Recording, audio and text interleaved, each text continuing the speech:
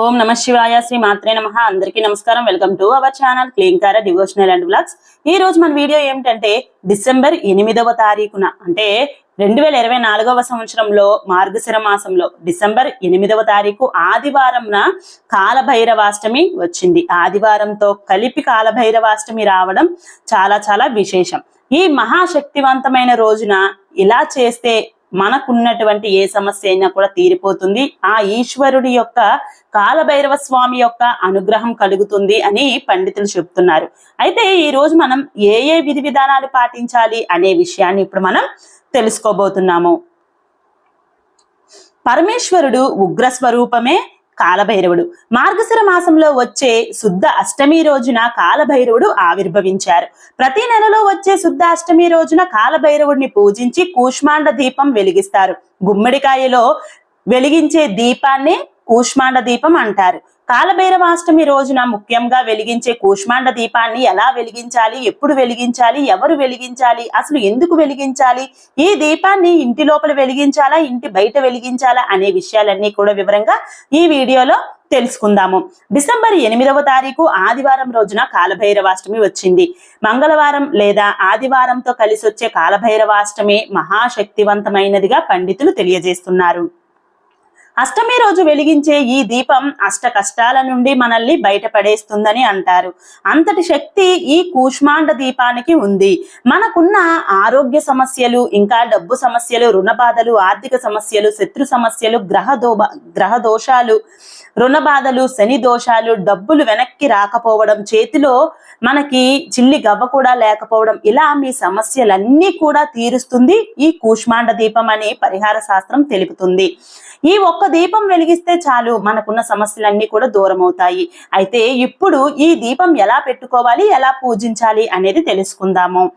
ఈ రోజే కాలభైరవుడు ఆవిర్భవించారని అంటారు. అంటే కాలభైరవాష్టమి రోజున ఈ కాలభైరవ స్వామిని పూజించినా లేదంటే ఈ కూష్మాండ దీపాన్ని వెలిగించినా సరే ఎన్నో మంచి ఫలితాలు అయితే కలుగుతాయి. ఒక్కసారి ఈ పూజ చేసి చూడండి. ఎందుకంటే ఈ భూలోకంలో సమస్య లేని వ్యక్తి అంటూ ఎవ్వరు ఉండరు. ఏదో ఒక సమస్యతో ప్రతి వ్యక్తి కూడా బాధపడుతూనే ఉంటాడు.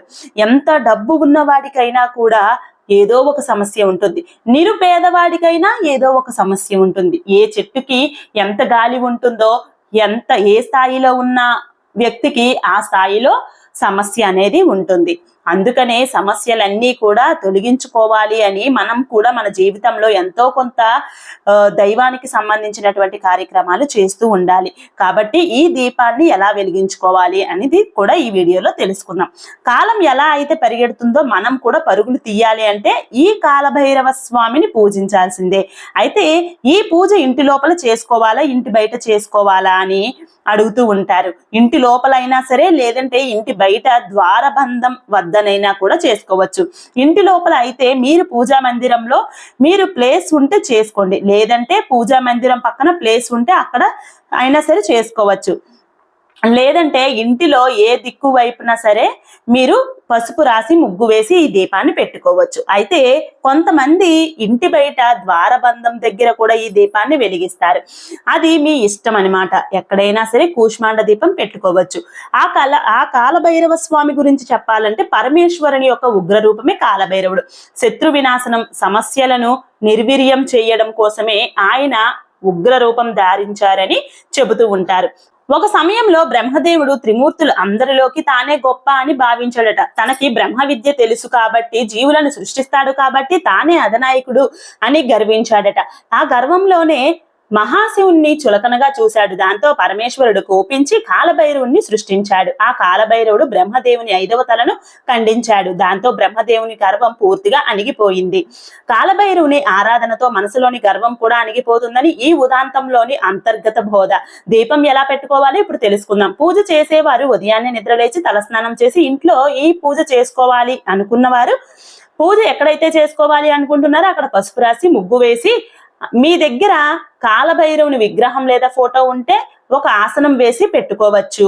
కాలభైరవ స్వామి ఫోటో లేనప్పుడు శివయ్యది ఫోటో పెట్టవచ్చు. శివ కుటుంబం ఫోటో అయినా సరే పెట్టవచ్చు. మహాశివుని ఫోటో పెట్టుకొని ఫోటో ముందున ఎక్కడైతే మీరు ఈ దీపారాధన చేయాలి అనుకుంటున్నారో అక్కడ పసుపుతో అలికిన తరువాత అష్టదళ పద్మ ముగ్గు వేసి విస్తరాకులు వేసి విస్తరాకులో 3 గుప్పెడ్ల రాళ్ల ఉప్పు వేయాలి. రాళ్ల ఉప్పు మీద కూడా పసుపు కుంకుమ వేసి గుమ్మడికాయను ఇప్పుడు మధ్యకి కట్ చేసి మధ్యలో కట్ చేసిన తర్వాత లోపల ఉన్నటువంటి గుజ్జు గింజల్ని బయటికి తీయాలి. చుట్టూ పసుపు కుంకుమలతోనూ అలంకరణ చేయాలి. అలంకరణ చేసిన తర్వాత అందులో నువ్వుల నూనెను పోసి 2 ఒత్తులను ఒక ఒత్తిగా చేసి దీపం వెలిగించుకోవాలి. ఇలా వెలిగించుకున్న తరువాత మీరు ఆ దీపానికి నమస్కారం చేయాలి. నమస్కారం చేసి ఈ విస్తరాకులో ఉన్నటువంటి దీపారాధన దగ్గర పసుపు కుంకుమ అక్షింతలు సమర్పించాలి. ఒకవేళ నరదృష్టి శని బాధలు ఉన్నవారైనట్లయితే నవధాన్యాలను దీపం చుట్టూతా కూడా వేసుకోవచ్చు. అలాగే ఈ గుమ్మడికాయ దీపం వెలిగించడానికి ముందే నల్ల నువ్వులను దీపంలో వేసుకోవాలి. ఇలా వేసుకోవడం వలన మీ ఇంటికి ఉన్న శని బాధలు, నరఘోష, నరపీడ వంటివన్నీ కూడా తొలగిపోతాయి. అగరబత్తితో కానీ ఏకహారతితో కానీ దీపాలను వెలిగించాలి. దీపం వద్ద అక్షింతలను పువ్వులను సమర్పించి దీపాన్ని అందంగా అలంకరించుకోవాలి. తరువాత దీపానికి నమస్కారం చేసుకొని కాలభైరవుణ్ణి పూజించుకోవాలి. ఈ పూజను మీరు ద్వారబంధం వద్దైనా కూడా చేసుకోవచ్చు. ద్వారబంధం అంటే సింహద్వారం ముందు చేసుకోవచ్చు. ఒకవేళ గుమ్మానికి మధ్యలో ఈ పూజను చేసుకోవాలి పైన చెప్పుకున్న విధంగా అంటే గుమ్మడికాయ 2 చెక్కలుగా కట్ చేసి పెడతారు కదా, అది కుడివైపు ఒక చెక్కను ఎడమవైపు ఒక చెక్కను వేసి పెట్టి దీపారాధన చేసుకోవాలి. ఈ గుమ్మడికాయ దీపాన్ని కాలభైరవుని స్వరూపంగా పూజించుకోవాలి. ఈ రోజు ఖచ్చితంగా కాలభైరవాష్టకం, కాలభైరవ అష్టోత్తరం చదువుకోవాలి. లేదంటే ఓం కాలభైరవాయ నమో నమః అనుకుంటూ పూజ చేసుకోవాలి. నైవేద్యంగా 11 మినపగారెలను గాని లేదంటే ఎండు ఖర్జూరాలను గాని నైవేద్యంగా సమర్పించాలి. తరువాత కర్పూర హారతి ఇచ్చి ఈ కూష్మాండ దీపానికి నమస్కారం చేసుకుంటూ మీకున్న సమస్యలను ఆ కాలభైరవ స్వామికి చెప్పుకోండి. ద్వారబంధం మధ్యలో ఉంచి ఈ పూజ అంతా చేసుకున్న తరువాత అటు ఇటు తిరగడానికి ఇబ్బందిగా ఉంటుంది కాబట్టి గుమ్మానికి అటు ఇటు 2 విస్తరాకులను కూడా జరిపివేసి దీపం కొండెక్కే వరకు ఉంచుకోండి. దీపం కొండెక్కిన తరువాత ఈ గుమ్మడికాయను, కళ్ళు ఉప్పును, ఆ విస్తరాకులను మొత్తాన్ని కూడా ఒక సంచిలో పట్టేసుకొని పారే నీటిలో పడివేస్తే చాలా మంచిది. లేదంటే ఎవరు తిరగని ప్రదేశంలో, ఎవరికి కనిపించని ప్రదేశంలో పడివేయండి. ఒక నైవేద్యంగా సమర్పించిన గారెలను నల్ల సునకానికి తినిపిస్తే చాలా మంచిది.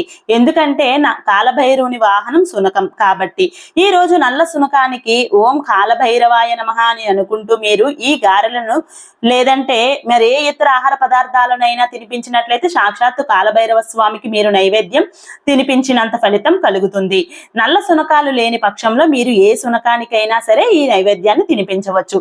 ఈ పూజను ఈ ఆదివారం రోజున ఉదయం 4:30 నుండి 6 లోపు చేసుకోవాలి. ఉదయం కుదరని వారు సాయంత్రం 5:30 నుండి 6:30 లోపు చేసుకోవచ్చు.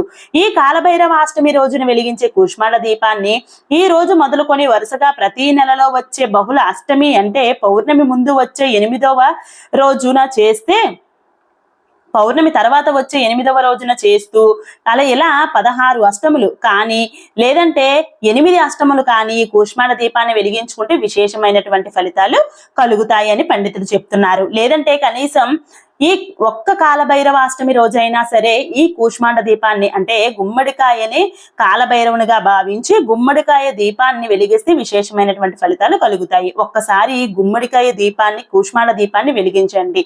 మీకు దానిలో ఉన్నటువంటి అంతరార్థం, మహిమ కూడా మీకు తెలుస్తుంది. ఫలితాన్ని ఆశించి చెయ్యవద్దు. మీ ధర్మాన్ని మీరు పాటించండి. ఫలితం భగవంతునికి అప్పగించండి. ఓం శ్రీ కాలభైరవాయ నమో నమః.